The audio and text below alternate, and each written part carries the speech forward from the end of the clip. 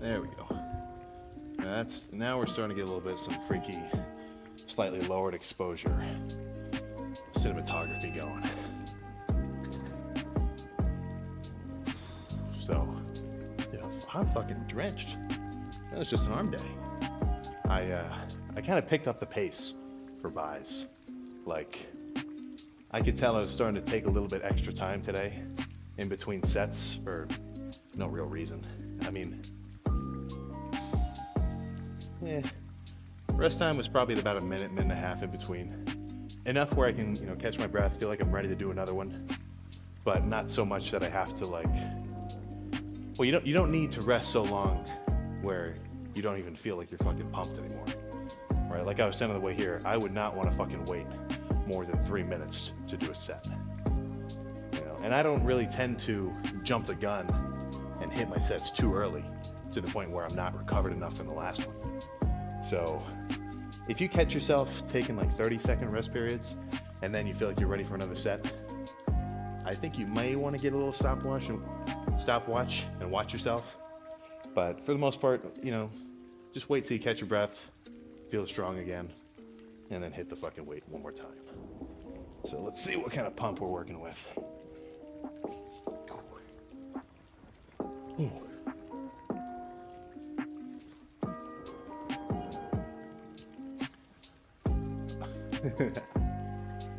I'm not a fucking big NFT fan, but who knows? Could I become a billionaire by making different NFTs from the sweat marks on the shirts? If one of you guys does that, just give me some royalties. But let's fucking see this pump. Oof. Oh, what's going on? A little bit of a anecdote from a karate teacher who was apparently also a bodybuilder. Very interesting. But let's get back in the zone of the pump. Just by feeling, I can tell buys are fucking getting tense just as soon as I flex them.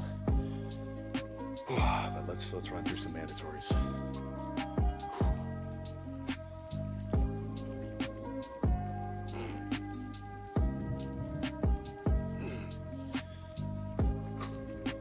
I guess this isn't really a mandatory, but I love a fucking crucifix.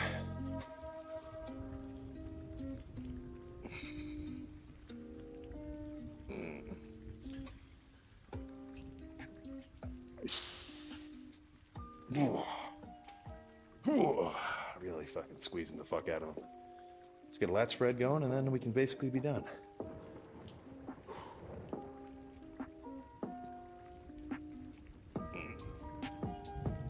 Oof. I tell you what, I need to, that's what I need. I need to bring the tape measure in because we're getting close to the end. We gotta find out the final pumped measurements. It's gotta be approaching, well, I know I'm in the 19s. I'm certainly, because I know I'm 19 and, oh, that looks fucking crazy on the camera. That looks, my mind's getting all boggled. I know they're 19 and at least a quarter cold, so that's like wake up in the morning, no pump, no nothing. I don't think I've ever broken 20 even with a pump, but I'm getting close. 20 inches pumped is big. 20 inches cold is huge. So that is a pretty decent measurement that you might want to keep track of if you're just starting out, if you're still kind of early in your lifting career. Maybe just get a tape measure, wrap it around your fucking arms, write it down in your fucking notes. August 10th? What day is today? Who gives a fuck? August 10th, 2023. 16. And then, you keep fucking eating your protein shakes, you keep working hard. Next year, 17. I don't know the standard rate of growth for your arms, but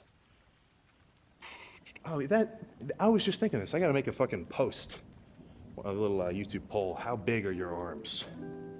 We can do a little bit of user interaction, viewer interaction. Look over the data. But at the end of the day, who gives a fuck about numbers, right? All we're trying to do is make some long-term progress. So don't get too freaked out about, reaching a certain whatever, or a certain weight or body fat. I mean, just try to fucking make some long-term changes. You'll be pretty satisfied with that. Like if in my mind, my goal for my arms was, okay, I want them to get to 19 inches. That'll be awesome. Then I'm just setting myself up for dissatisfaction. Because once I get there, I'm gonna have to change my goal and say, okay, now I want 20. And every time I get there, I won't even be satisfied, right? So what really kind of satisfies me in terms of my training isn't necessarily hitting any specific milestone, be it weight, strength, size, whatever.